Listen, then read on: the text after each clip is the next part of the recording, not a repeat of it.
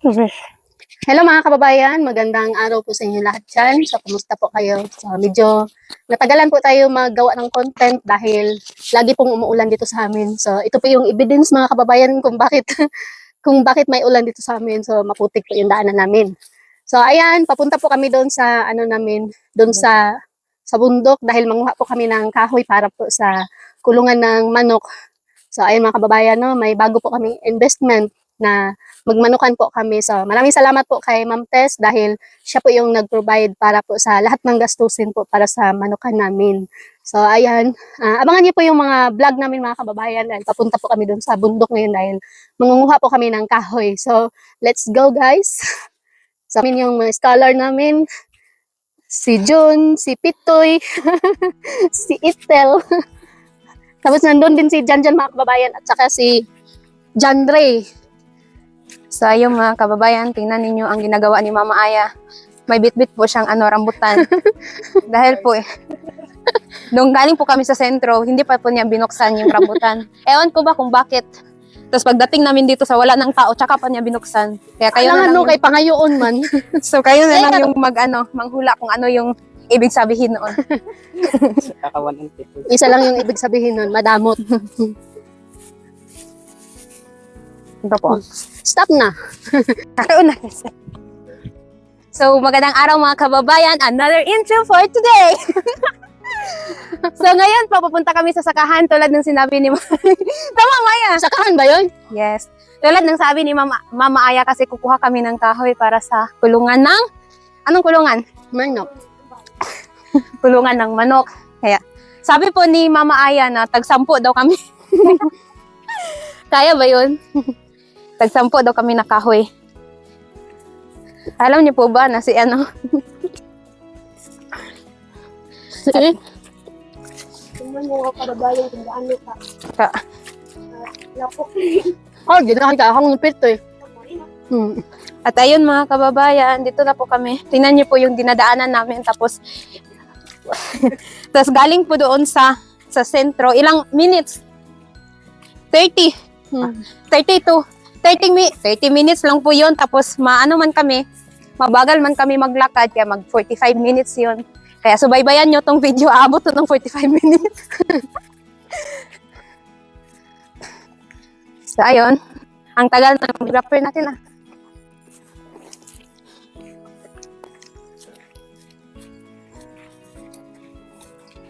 Kababayan, no, malapit na po kami makarating dun sa pupuntahan namin. So, kaya malayo po yung ano namin mga kababayan, yung pagkuhanan ng kahoy dahil medyo malayo na po yung merong mga kahoy dito.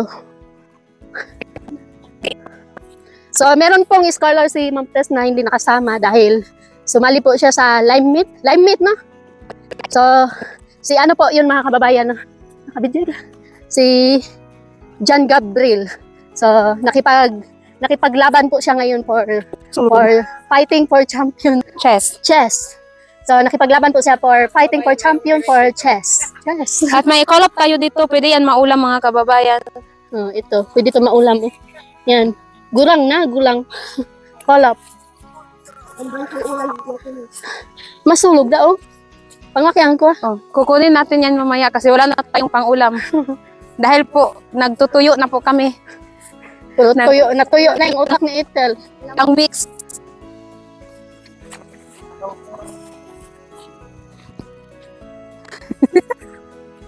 Wow, avocado dagko.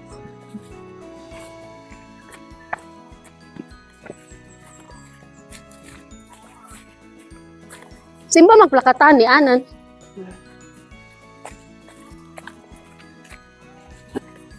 Korea. Ang daming mga ano dito, mga prutas, ayan. So, yung may-ari po nito mga kababayan, mga Bisaya na po. So, ang galing. Ang galing talaga ng mga Bisaya. Galing nila magtanim. So, gusto ko ganyan. Yung nakasipirit po yung yung durian, tapos yung lansones, iba rin. So, ganyan po yung gagawin namin ni John doon sa area namin na bagong bili. So, gusto namin separated po lahat ng mga prutas para hindi sila magbanggaan. Akala ko kanina, malapit na tayo, malayo pa pala. Sabi ni Mary Joy, malapit na daw. Pero yung malapit niya, mga 30 minutes pagaling dito. Yun ako to. Ayan mga kababayan, nakarating na po kami dito sa kukuhanan namin ng kahoy at andito na po si Jan, tsaka si Jan, Ray. Tapos ngayon po, asan po yung kahoy dito? Hindi, kayo dyan. So yung kahoy po pala mga kababayan, andun pa sa sa ubos. Sa baba, Diyan ka. kaya... Kamag dinahonsik ka. And doon pa po sa Francis. ubos, sa baba. Kaya Siya kayo niyo. paunahin muna natin sila kung saan dadaan. Kasi po yung ibang kahoy ikakarga dito. Dito. Kaya dyan. Tagalog ka mo dyan. Ikakarga po dito sa kahoy. Ikakarga po dyan. Tapos yung iba, papasanin daw ni Mary J. Tsaka ni Mama Aya. Kaya i-watch itong vlog. Tingnan natin kung ilang kahoy yung mapapasan nila. Galing dito hanggang doon sa sentro. Ikaw di ay.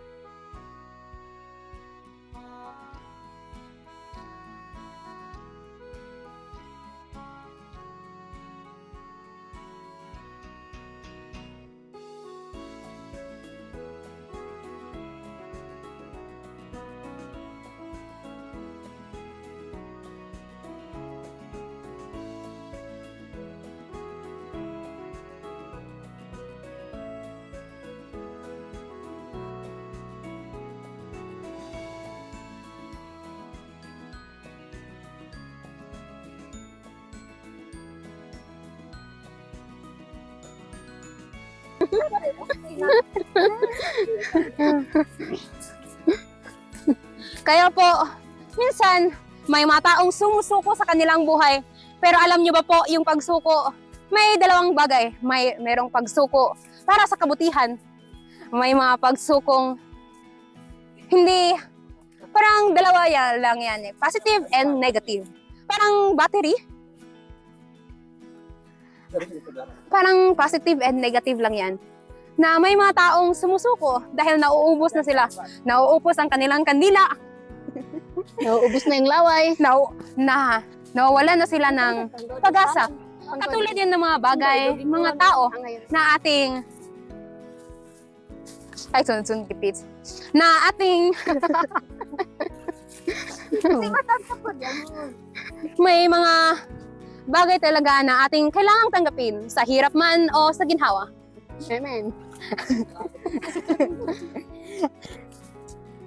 Dahil nga po sa buhay natin, may mga auto, may mga taong darating sa buhay natin, may ibang ayusin yung buhay natin, may ibang gugulihin yung buhay natin. Kaya, sa mga nanonood po dyan, choose your partner wisely. Kasi hindi naman sa panahon na may mga panahon talaga na dinadala tayo ng mga ating pag-ibig. Akala natin tunay. Pero pagdating sa kalaunan ng panahon, ulod. Ulod yun. Yellow. May ahas po. Ayun, natakot ako. May ahas. May ahas na yellow. Ayan po, may ahas. Natakot po ako. Ay, Hindi ko rin magkamatao. Sabi sila, Besh! Chinilas ko! Besh, chinilas ko, Besh. Kung tigas sa dyan. Ayun po, dahil sa hirap ng buhay, may ahas kami nakita. Nahulog pa yung chinilas ko. Paano ko ito kukuhitin? Parang minamalas ako ng panahon.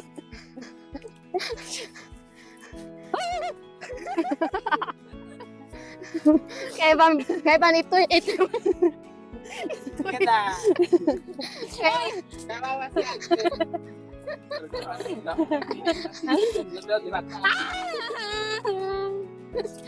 kaya ba ito, dahil sa hirap ng buhay, may ahas! Okay. Sobrang hirap talaga ng buhay mga kababayan. May ahas! Ayan, nagkasugat-sugat ang aking mga paa. Dahil akala ko po, yung dadaanan namin yung sa daan lang talaga. Kaya hindi ako nakapagbota. Aming dinadaan. Dito Tapos- ahas na. Ayun, asan na kaya yung ahas na yun? Parang sinusundan talaga ako ng mga ahas. Maging tao man yan o maging hayop. Ay nako, ganyan talaga ang buhay, parang life. Ayun na, go. Yung nagvi-video po, pinafocus niya yung video sa mukha niya. Hindi naman siya nagsasalita, ewan ko lang talaga. Paano ako nagsalita eh? Hinurot mo na lang. Hinurot. Oops!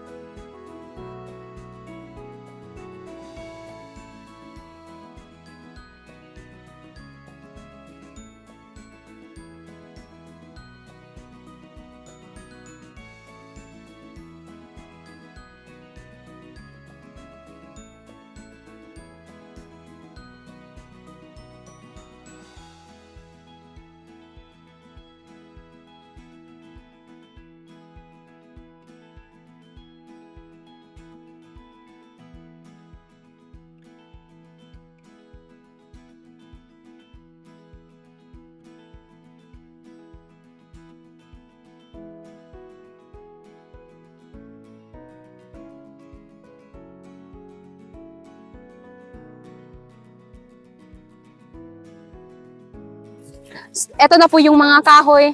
Tapos, alamin natin kung mabigat ba ito, kung ilang kahoy yung mabibitbit ng kada tao. Pero kay Mama Aya, gusto daw niya 10. Paggawa sa patay. Kaya po, kinukuha na nila yung mga kahoy. Kasi po, i-explain ko lang po sa mga display. Masama mo, Jin. Nakay. Sa mga, Okay guys, tatanungin natin sila kung ano yung naging expectation nila sa ginawa natin ngayon. ang expectation mo, my expectations are, ay, Hulat ba? Hulat. wala na. Unahin muna natin si Mamaya. Expectation. Unahin mo to kasi para maubos niya lahat yung salita. Okay. Thank you for that wonderful question. Your question is, what is my expectation? My expectations are, first, akala ko po maganda yung daan. Tapos, sobrang, my God, wala palang daan. Second po, akala ko malapit lang. Ayun, malayo pala. Third po, akala ko safety. Tapos may nakita man akong ahas. Sobrang takot na takot ako, guys. Pero yung may inahas akong Sir, parang yun talaga. Tapos yung expectation namin, gaan lang yung dadalhin namin. Pero bigat man ito, guys.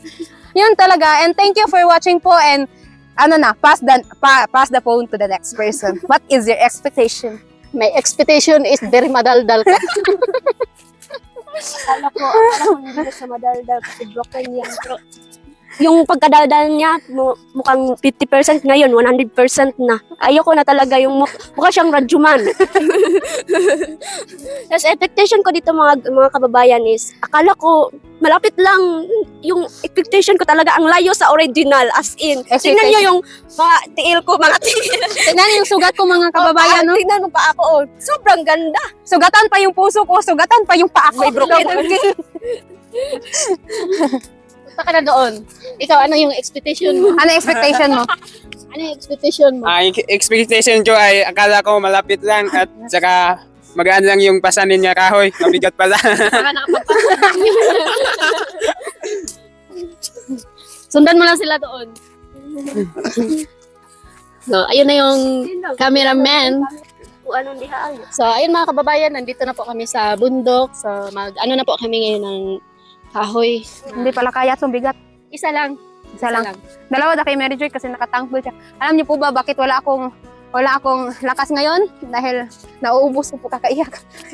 Ubus na niya yung lakas niya kanina kakadaldal. Kakadaldal po yun.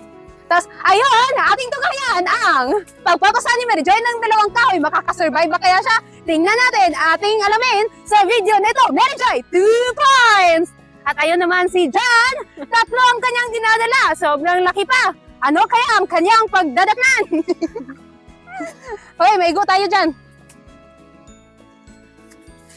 So ayun, gibaylo-bayle. Naghahanap si John ng magandang direksyon para maipasok niya ang kahoy. Pa-vertical ba? Pa-horizontal? Dimensional? Ayun, symmetrical pala yun dapat. Ayun. Sumabit. Ayun ni John. Sobrang taas pala dito. Maigo ang aking puso. John! Sabok mo pati. Bastos John! John!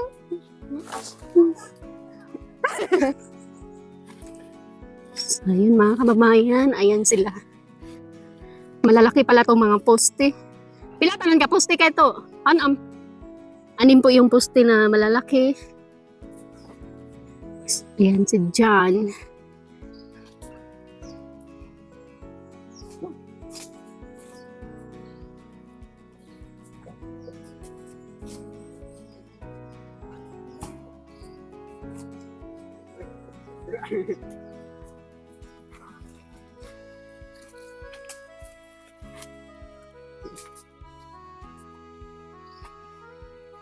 So,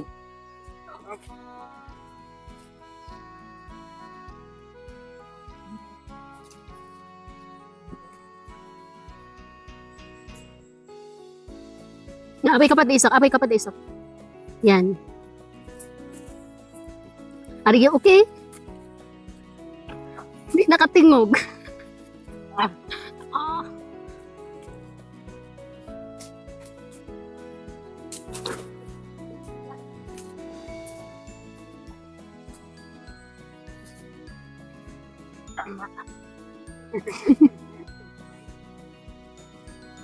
yes, crying.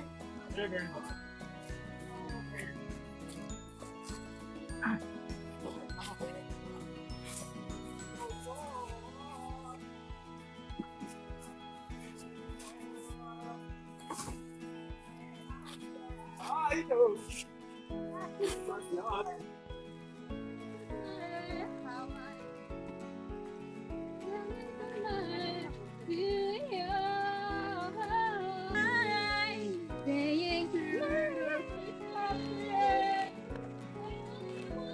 I can say no more.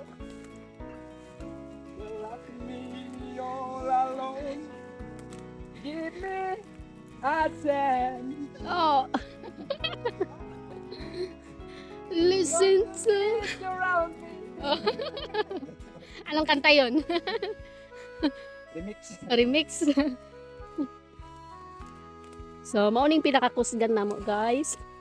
Pinaka, ano namin to, pinaka baskog. Ang bato. Pangbato namin to sa ano, pagbubuhat ng mga kahoy.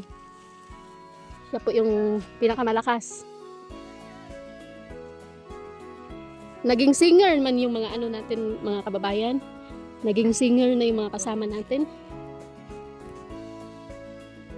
So ngayon, palaban tayo ngayon sa pagbubuhat ng mga kahoy.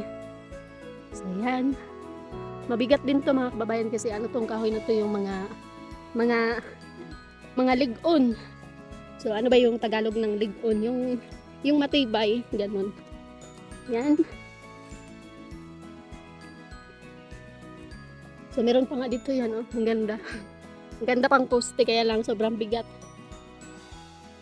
Mga kababayan, ako sa micro. Wala na sila. So ayan. Maglargo na kami. So, ayun mga kababayan, sobrang bigat po ng dinadala ni John Ray. Ilang kahoy yan? 7. Wala. 7 na kahoy. Tapos ayun, pinapakita niya ang kanyang ano. Kanyang abs. Oh, ayun, parang may nakikita ba kayong something? Huwag yun ang sabihin kung ano yun. Comment lang sa comment section. Nakaka ka dyan. Kay John naman, 4 yung kay John. Pero tingnan nyo yung size ng Apat ginadala. ba yan? 5? Ay, 5 pala yun. Tapos 5 yung gidala ni John, tapos malaki man yung size. Tapos nauna na si Mary Joy, tapos yung sa kanya, 2 yung gidala niya. Tapos tingnan natin sa John kung makakaya niya ba yan. Kaya dyan. Kaya mo, Kat. Mukanta pa na ron, oh. Ang ganda na. Mukanta na ron. Tapos naka-autot ka na yun. Sige, sige, sige, go. Go. Sobrang hirap talaga ng pinagdaanan namin dito mga kababayan. Hmm. Tapos, ayun naman si June. Siya na yung next. Siya na yung next. Next. Yan. Na, ba bakit? O, natang ka. Kanta mo sa kumukurong. Mukanta po ni ron. Na, ikaw, Ten.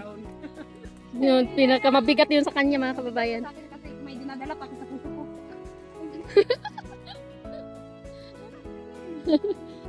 Kaya nga, ano? Alam mo ba yung technique na ganito? Yun, guguyurin ko lang. Brum, brum, brum.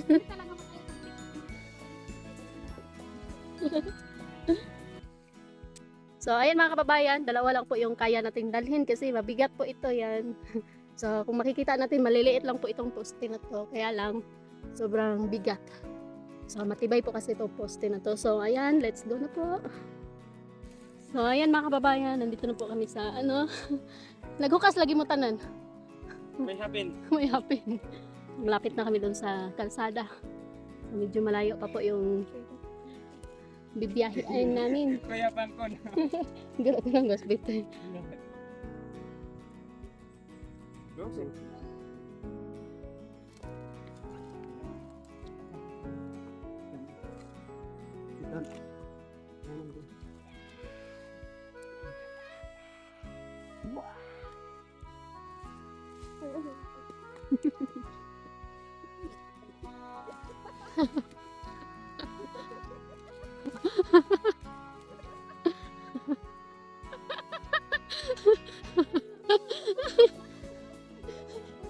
Wala na respeto eh. So yan, nadapa si Mary Joy.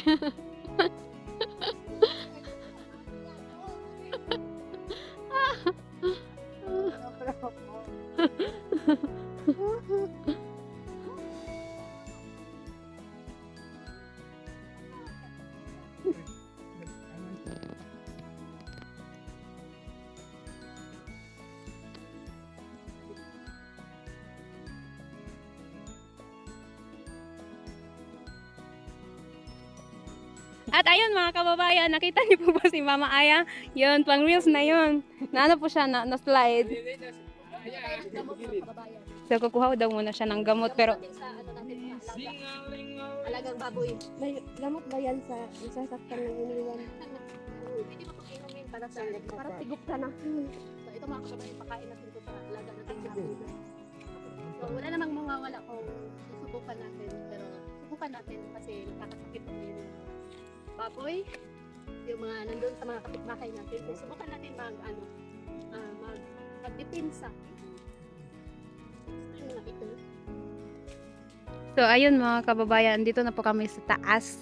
Nahakot na po namin yung kahoy. Galing doon sa baba yung makita nyo sa first na video nito na may ayong dinaanan namin para makuha tong mga kahoy. Tapos ginagawa ni Jan ng paraan para makarga tong mga kahoy. So parang ang gagawin ni Jan, parang dalawa besh. Dalawang ganito. Bali dito sa first ay sa beginning. Sa unahan, tsaka doon sa hulihan. Tapos yun, ikakarga na yung mga kahoy, tapos need niya i-balance doon. Kaya tingnan niyo yung ginagawa ni Jan. Hi, Jan. Hello, Ma'am Eds. So, ayun po mga kababayan, ito po yung mga kahoy na aming gipasan-pasan kanina. Ito po yung kay Jan Ray, ilang pieces yung sa kanya, 1, 2, 3, 4, 5, 6, 7. Tapos ito po sa akin, dalawa. Ay, asan pala yung sa akin? Ay, ito sa akin pala, ito. Dalawa. Tapos, ito kay... Kita ang kat video eh. Ito kay Mary Joy. Tapos ito kay Mama Aya. Tapos ito, gidala ni si Jan. Tapos ito kay June. Kaya mga kababayan, isubaybayan niyo po yung video namin. Sa mga lahat po ng mga subscribers ni Mama Aya, thank you so much po sa pag-watch ng aming vlog. Tsaka po sa mga hindi nag-skip ng ads, thank you so much po for your for your support. At ito naman si Jan, ginagawa niya yung paraan kung paano niya makarga yan lahat. Kasi po, pag papasanin namin yan lahat, makikita yung butas ng damit ni Mama Aya. Ibang ano na to. Na, Alam niyo po ba mga kababayan, lahat po ng mga damit ni Mama Aya halos may butas lahat. Diyan daw po dadaan yung mga hangin na kailangan niyang i-release.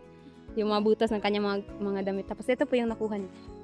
so, ito na po yung gamot natin para sa ating alagang baboy mga kababayan. So, wala namang masama kung subukan natin yung mga paniniwala ng mga matanda. So, try natin kasi uso ngayon yung ESF. So, try natin. Kasi dati po mga kababayan, na-try na rin po namin to. Tapos ngayon, bumalik na naman yung sakit ng mga baboy. Kaya, subukan natin. So, yun. So, ayun. Na paano ka pa? Itong. So, ayan mga kababayan, hanggang dito muna yung video namin dahil uuwi muna kami doon sa bahay dahil medyo nagugutom na po kami. Ayan, nagkabutas-butas na po yung tiyan ko. So, ayan, maraming salamat po sa inyong pag-support sa aming mga vlog. So, abangan nyo po yung gagawin namin, ano tawag na? Farm. Farm. Abangan nyo po yung gagawin nating kulungan ng baboy kulungan ng manok namin mga kababayan. So ayan, maraming salamat po kay Ma'am Tess dahil siya po lahat ng nag-provide mga kababayan, no? Sa lahat ng gastos sa kulungan ng manok at sa pagbili ng manok mga kababayan. So abangan niyo po. So hanggang dito lang po. Maraming salamat po. Bye-bye. Thank you so much. Cute na po ako.